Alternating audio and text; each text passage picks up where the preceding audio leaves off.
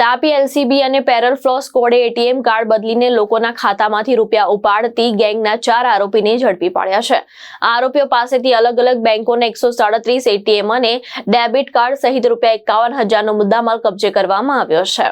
7 ઓગસ્ટે સોનગઢ ઉકાઈ રોડ પર આવેલી એસબીઆઈના એટીએમમાં 2 અજાણ્યા શખ્સોએ ફરિયાદીનું એટીએમ કાર્ડ અને પિન નંબર મેળવી લીધો હતો.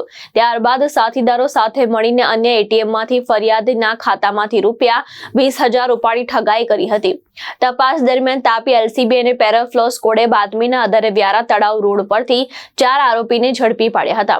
પોલીસે 5 મોબાઈલ, 1 ઓટો રિક્ષા, રૂપિયા 20,000 રોકડા અને 137 એટીએમ ડેબિટ કાર્ડ સહિત રૂપિયા 51,000નો મુદ્દામાલ જપ્ત કર્યો છે. આરોપીઓ અલગ અલગ શહેરમાં એટીએમ કાર્ડ બદલીને પિન મેળવી લોકોના ખાતામાંથી રૂપિયા ઉપાડતા હોવાનું પોલીસ તપાસમાં સામે આવ્યું છે. ગણેશ ગુર્જર, દ્રષ્ટિકોણ ન્યૂઝ, તાપી.